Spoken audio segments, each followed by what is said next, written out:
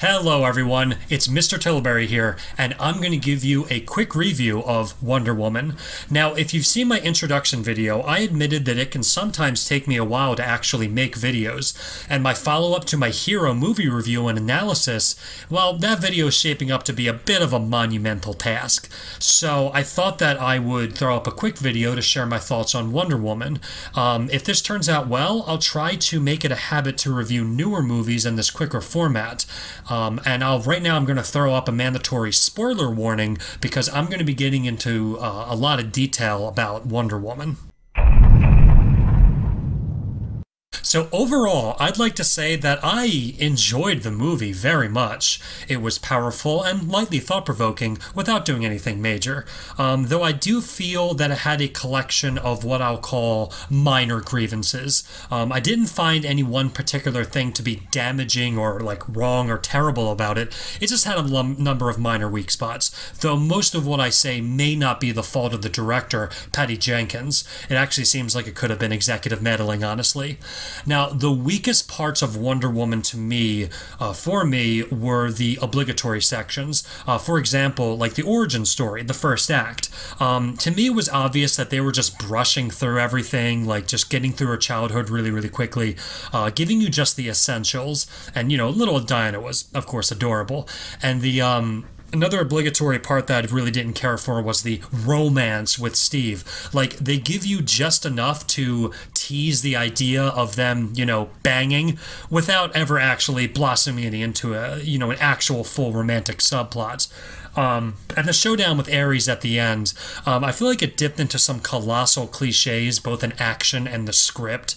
The film mostly had a pretty light, pretty nuancy, subtle performances, and then suddenly, then I'll destroy you, and they got into all that ridiculousness. I feel like Wonder Woman also inherited the DCEU and Zack Snyder's, their penchant for dreariness. I thought the movie was just, it could have used humor. It could have played with its scenarios a little bit better. Humor helps the audience bond with its characters, and you could only get so much out of Chris Pine's awkward little reactions. Those are the moments that I fell out of focus while I was watching it. Now, looking at this in further detail, the origin section gave you the right information to kick things off, though once they get to London, I felt like it got a lot more organic and interesting. I like that she called it ugly, for example. We were given enough information in the opening act to believe and understand Diana's fish out of water scenario, and while that's nothing new, they pulled it off really well. It was nothing original, and Gal was very convincingly, I'll say, arcane, and she felt like a person that was out of place, without being too cartoony. The Amazon in the big city. Again, I would have appreciated it if they would have played with the scenario a little bit more. Where the movie first grabbed me was a very, very small moment that left a surprising impact on me. After Steve and his friends leave London, there's a campfire scene where Diana talks to a freshly introduced Native American character named Chief. And Chief reveals that his people are broken and scattered, and Diana asks, well, who did this to you? And Chief points to Steve, Chris Pine, and says, his people. Now, I loved this little moment because of the subtext of the scene. Steve and Chief are friends, and they work together, and they help each other, and I gleaned this idea of unity and reconciliation.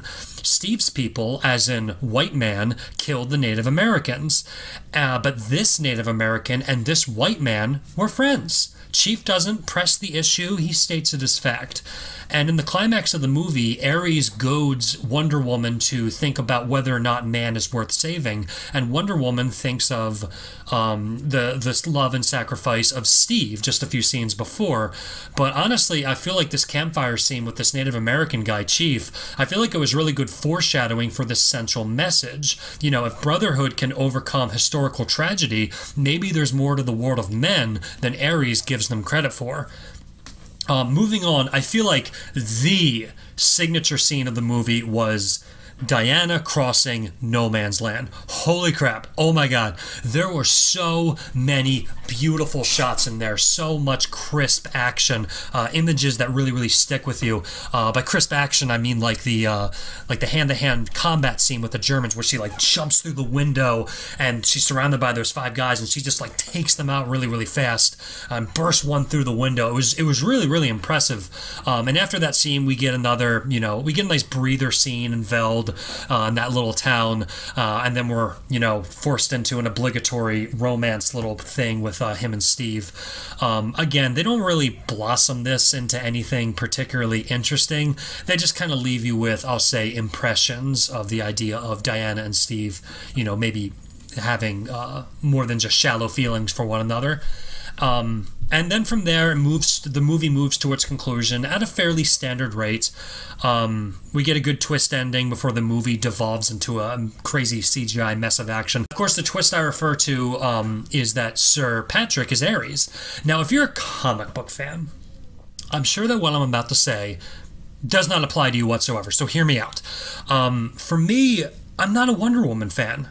I didn't read her comics. I don't know these characters. And for me, the movie did a great job of compelling the audience to question whether or not Ares is real. At the beginning, you're told the story and you believe it, and then her mother tells her, "Oh, it's just a story," whatever. And then the London scenes play up her beliefs for laughs, and then the gala scene reconfirms it when the evil guy Ludendorff, he starts talking about like, "Oh, you know nothing of the gods," and that kind of like puts this idea in the audience's head that like, oh yeah, Ares is real. Ares is definitely real. And then Diana kills him. And she was wrong. Oh, Ares isn't real. Steve gives a speech. She's like, oh crap, I'm wrong. And then she turns out to be right. Again, since I knew nothing about these characters, this was fun. And the twist that Sir Patrick and being Ares, that twist was fun too. And David Thewlis, I guess that's how you say his last name, he brought on a fresh take to what we're used to from like comic book villains. Now you beat it. Speaking of acting, I thought Gal Gadot was pretty good. She couldn't quite sell the huge emotional moments, but she handled the comedy and the character immersion expertly. In order to pull off that fish out of water vibe that they had going on, the actor needs to be fully immersed into that alien culture, and Gal consistently came off as otherworldly in subtle ways, an Amazon in the big city, like I said before. So while her range was a little stunted in the big spots, everything else was very enjoyable. I couldn't take my eyes off her in every scene she was in. Gorgeous and charismatic, that is a dangerous combination. And Chris Pine was good. I mean, the supporting cast was never really the focus, but they were all good. They were all fine. Oh, and I want to call attention to one really good moment in the editing room. A particularly awesome moment that I really, really liked in the final sequence. After Diana is knocked out by Ares, Steve runs over to her and they talk, and it's quiet. And the audience is made to think that, like, Diana lost her hearing and didn't get to hear the final words. And then Steve hands her the locket, the watch, and that was... And then you suddenly knew what he was going to do. And to me, that was a really brilliant way of conveying the message of what he said without words. And then what makes it even cooler is then when Ares was trying to get Diana to kill Dr. Poison, we flash back just a few minutes, and it's revealed that they did actually talk to each other, and they spoke of sacrifice and heroism before he ran off. Revealing what they spoke about while she was debating executing the doctor was a poignant and clever tactic for the storytelling. It was powerful and well-timed. So in conclusion, I give this movie an 8.5 out of 10 for a fearlessly captivating story of a superheroine learning the truth about the nature of man with great set pieces and an unexpectedly emotional center, though it does suffer from some structural monotony, and it only mentions ethical issues of the nature of good and evil without actually providing any meaningful commentary on it, which I think is what really held it back from becoming a masterpiece. So, thanks for watching, and thanks for being a nerd with me.